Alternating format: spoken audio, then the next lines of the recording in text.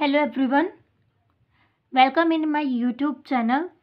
Today we discuss clinical nutrition and dietetics, नैदानिक पोषण और आहार की।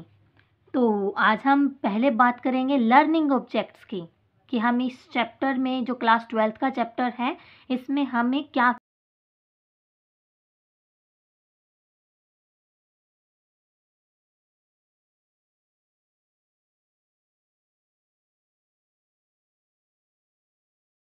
कुछ पढ़ने को मिलेगा।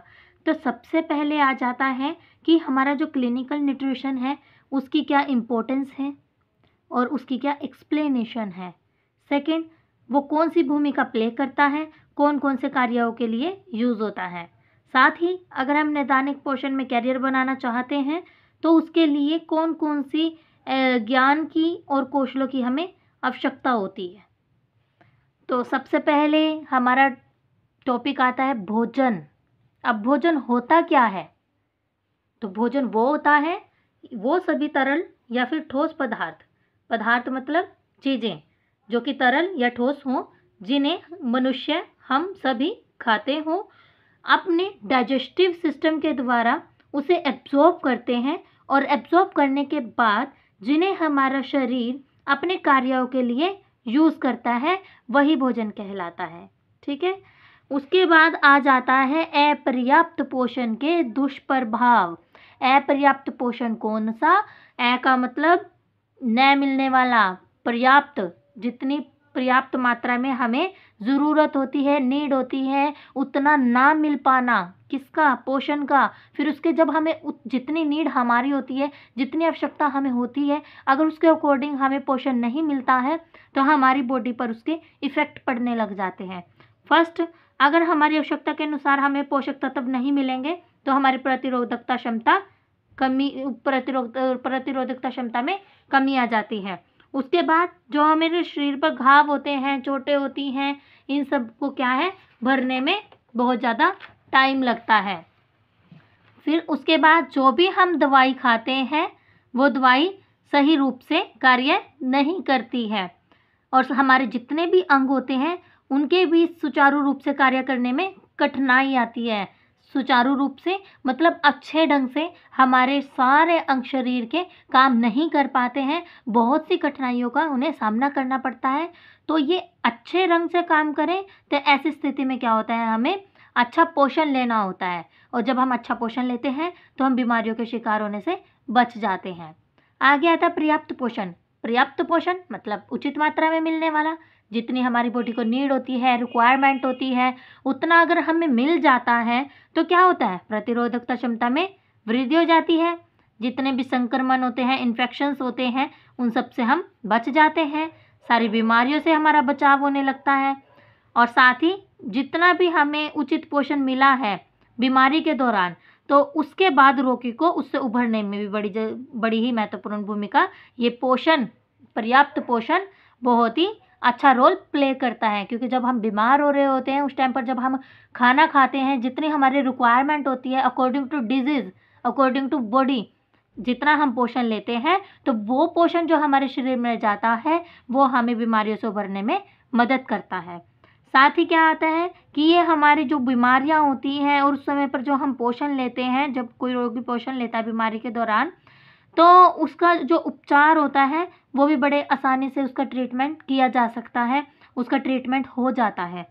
उसके बाद बीमारी से पहले और बीमारी के बाद भी रोगी की जो पोषक स्थिति है ये उसको भी मेंटेन करके रखता है, उसमें भी हेल्पफुल होता है और इसका पूर्ण अनुमान रोगी का लगा लिया जाता है। उसकी बैकग्राउंड हिस्ट्री के लिए, उसके लाइक डिसलाइक्स, उसकी हैबिट्स, फूड हैबिट्स क्या होती हैं, फूड लाइक डिसलाइक्स क्या होते हैं, कितना उसका रेगुलरिटीज़ में खाना है, वो क्या कुछ खाता है, इन सब चीज़ों को देख करके हम उनका पूर्ण अनुमान लगा लेते हैं और तभी हमें पता चल जाता है कि उसके शरीर में किस न्यूट्रिएंट की कमी है। तब हम उसके स्वास्थ्य में उसको लाभ पहुंचाने की पूरी कोशिश करते हैं विद डाइट प्लान। उसके बाद आ जाता है क्लिनिकल न्यूट्रिशन एंड डाइटेटिक, नैदानिक पोषण और आहार की। अब नैदानिक पोषण होता क्या है? अगर आसान शब्दों में बताऊं कि जब आप बीमार होते हो और बीमारी के समय पर आप जो भोजन ले रहे होते हो, जो पोषण ले रहे होते हैं, वही नैदानिक पोषण कहलाता है। आगे आ जाता है उसके सिग्निफिकेंस क्या है, क्लिनिकल न्यूट्रिशन और डाइटेटिक के सिग्निफिकेंस में आ जाता है कि नैदानिक पोषण रोगी की बीमारी के अनुरूप का मतलब कि बीमारी के अकॉर्डिंग उन्हें क्या खाना चाहिए क्या नहीं खाना चाहिए, ये होगा उसका अनुरूप। उसके पोषण प्रबंधन पर केंद्रित होता है। पोषण प्रबंधन मतलब कि उसकी डाइट मैनेजमेंट पर, कि उसे क्या देना है क्या नहीं देना है उस बीमारी के दौरान, उसकी बीमारी के अकॉर्डिंग, इस पर हमारा फोकस होता है। और सेकंड उसका होता है कि ऐसे लोगों की संख्या में भी बहुत वृद्धि होती जा रही है जो जिन्हें पोषण संबंधी देखभाल, परामर्श, उचित आहार संबंधी मार्गदर्शन की बहुत ही ज़्यादा ज़रूरत है। क्योंकि 20वीं-21वीं सदी में क्या होता है, औषधीय विज्ञान के क्षेत्र में बहुत ही प्रगति होने के कारण क्या हुआ था, संक्रामक बीमारियों पर हम नियंत्रण पाने में हम सब सफल हुए थे। लेकिन आज के टाइम में क्या हो रहा है कि HIV, एड्स और कोरोना वायरस जैसी नई नई बीमारियां उभरने लगी हैं और हमारे गलत खान पान की वजह से हम क्या है, मोटापे का शिकार हो रहे हैं, हृदय रोग हो रहे हैं, हार्ट अटैक की प्रॉब्लम हो रही है, BP की प्रॉब्लम हो रही है, डायबिटिक की प्रॉब्लम हो रही है। क्योंकि हमारी जो जीवन शैली है उसमें हमारा क्या खाना पीना है, क्या रेगुलरिटीज़ हम रखते हैं, कितना टाइम हम क्या कुछ खा रहे होते हैं, उन सब से संबंधित होता है। और अगर हम अच्छा खान पान नहीं रखते हैं तभी हम उन बीमारियों के शिकार होते हैं और उन बीमारियों में जो है उनको बीमारियों को बढ़ने का एक रास्ता मिल जाता है। और आजकल तो बहुत कम उम्र के लोग भी इसकी चपेट में आ ही रहे हैं। और इसकी वजह भी क्या होती है कि जैसे मैं अगर आपको एग्जांपल दूं, जैसे स्टूडेंट लाइफ को देखो आप। अगर मैं स्टूडेंट लाइफ का आपको एग्जांपल दूं तो देखो, जैसे हमारे बच्चे सुबह निकल जाते हैं, कई बार ऐसा होता है लेट हो जाते हैं तो बिना खाना खाए भी निकल जाते हैं। फिर क्या करते हैं, स्कूल कैंटीन से खाना खाते हैं जो कि उनकी सेहत के लिए अच्छा भी नहीं होता है और हेल्दी भी नहीं होता है। वहाँ पर वो स्नैक्स लेते हैं, पैकेट वाले प्रोडक्ट्स लेते हैं जिनको वो ईट करते हैं। या फिर स्कूल की छुट्टी के बाद उन्हें जैसे ट्यूशन जाना होता है तब भी वो जल्दबाजी में खाना ना खा करके या घर ना आ करके वो बाहर से बाहर ही कुछ ना कुछ खा पी लेते हैं, जिसकी वजह से उनकी हेल्थ प्रॉपर ठीक नहीं होती है, वो हेल्दी नहीं होते हैं बच्चे, और बाहर की चीज़ें खाने की वजह से उन्हें मोटापे का शिकार होना पड़ता है।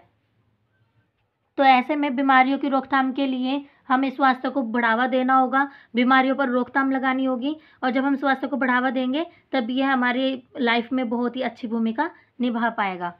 सेकंड आ जाता है कि मरीजों के लिए जो उचित पोषण होती है उसके लिए हमें नई नई तकनीकों का यूज़ करना चाहिए, नहीं ताकि उन्हें हमें न्यूअर टेक्निक्स का यूज़ करना चाहिए, सप्लीमेंट्स का यूज़ करना चाहिए, ताकि वो उनका यूज़ करके, उनको खा करके सप्लीमेंट्स को, उन हमारे डाइट प्लान्स को अच्छे से अच्छा ले करके वो जल्दी से अपनी उसमें बीमारी में रिकवरी कर सके।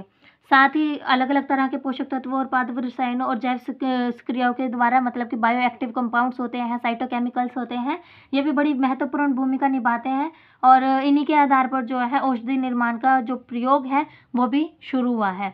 साथ ही नैदानिक पोषण में के क्षेत्र में क्या है, शोधकर्ता है जो वैज्ञानिक है जो हमारे, उन्होंने भी इस पर देखा है कि बीमारियों की जो रोकथाम होती है, उपचार होता है, ये सभी पोषक तत्वों पर ही निर्भर होता है। और उसके बाद निरंतर शोध के कारण ही यह सिद्ध हो पाया है कि खाद्य पदार्थ से प्राप्त प्रतिऑक्सीकारक जो होते हैं, जैसे beta carotene, selenium, vitamin E, vitamin C, ये सभी व्यक्ति के पोषण के स्तर में महत्वपूर्ण भूमिका प्ले करते हैं। आज के लिए इतना ही बहुत है, कल फिर मिलते हैं इसके सेकंड पार्ट के साथ। धन्यवाद।